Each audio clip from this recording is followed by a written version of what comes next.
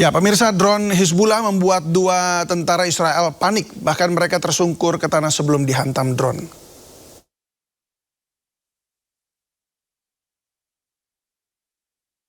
Dua tentara Zionis Israel jungkir balik saat sebuah drone Hizbullah menyasar mereka. Dalam video terlihat mereka terkejut dan kocar-kacir saat sadar diincar oleh drone milik Hizbullah tersebut. Bahkan, saking paniknya, tentara Israel itu sampai tersungkur di tanah sebelum dihantam drone.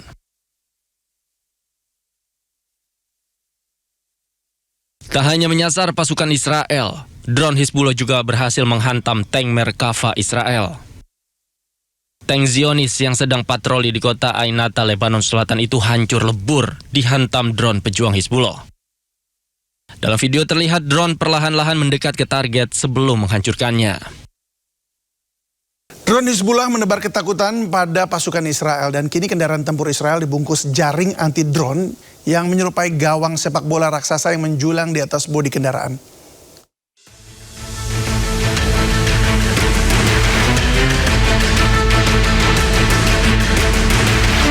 Ancaman drone kamikaze berpemandu serat optik milik Hizbullah memaksa Israel berinovasi cepat bahkan dengan cara yang terkesan darurat.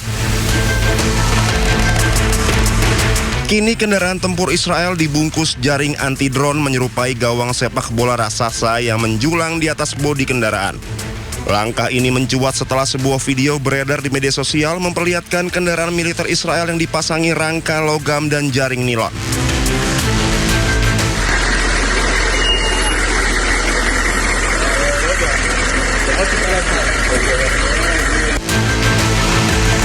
Tujuannya sederhana namun krusial, menjebak atau memicu ledakan drone FPV satu arah sebelum mencapai awak kendaraan.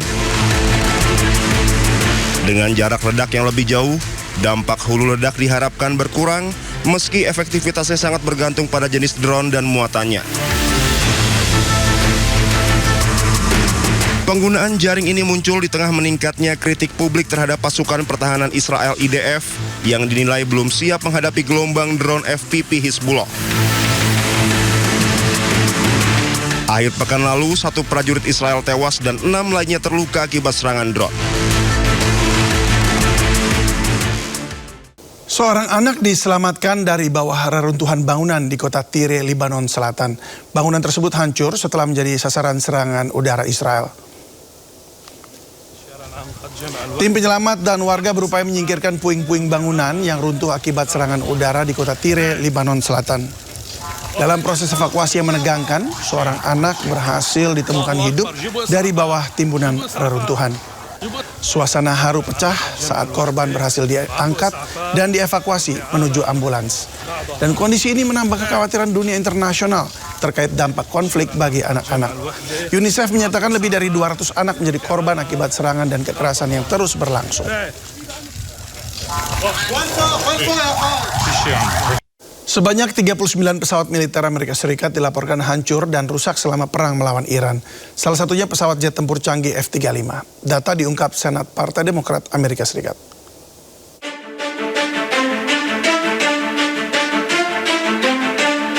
Pesawat militer Amerika Serikat dilaporkan hancur dan rusak selama perang melawan Iran.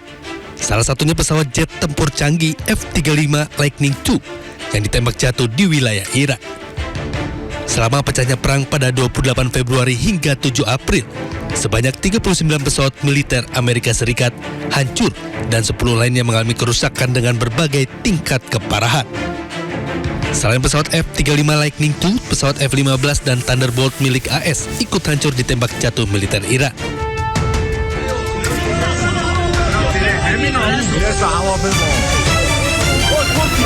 Tak hanya jet tempur, sejumlah drone milik Amerika Serikat juga hancur ditembak jatuh militer Irak. Data pesawat yang hancur dan rusak ini diungkap anggota Senat Amerika Serikat dari Partai Demokrat Eddie Cass. Amerika Serikat telah menyiapkan operasi militer terbaru bernama Sledgehammer. Operasi militer ini dipersiapkan untuk kembali menyerang Iran jika kesepakatan damai gagal.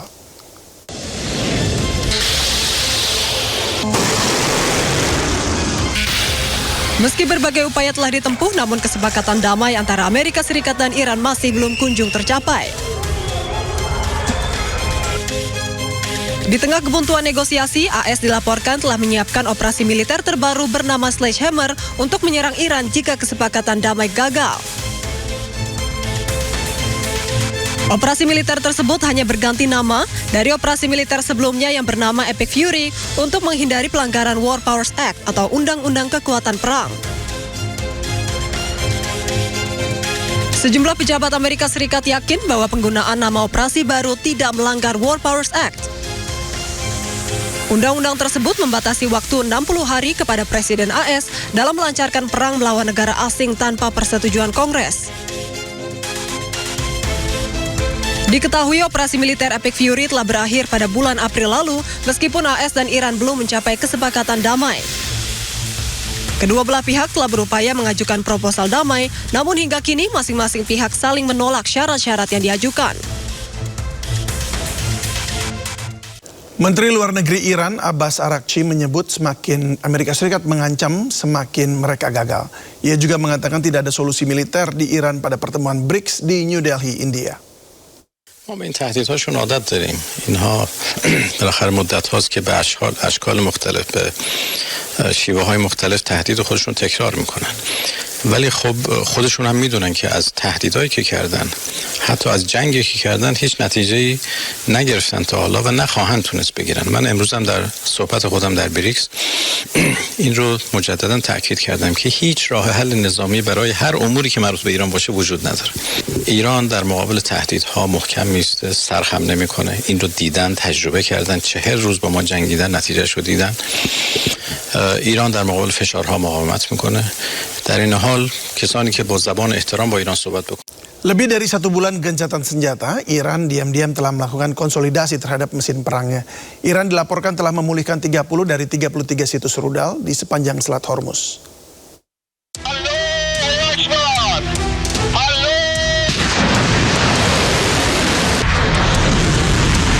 Isu terkait kehancuran militer Iran yang selama ini digambarkan oleh pemerintah Amerika Serikat ternyata bertolak belakang dengan temuan dari Badan Intelijen AS. Lebih dari 1 bulan gencatan senjata antara Iran dan Amerika Serikat, Iran secara diam-diam telah melakukan konsolidasi terhadap mesin perangnya.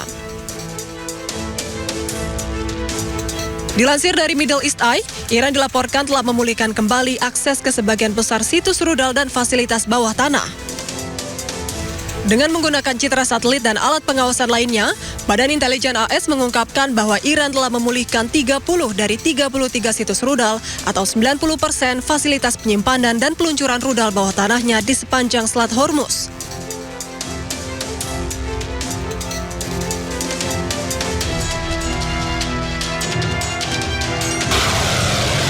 Iran dilaporkan dapat menggunakan peluncur bergerak di beberapa lokasi untuk memindahkan rudal ke lokasi lain dan meluncurkan rudal langsung dari landasan peluncuran di fasilitas tersebut.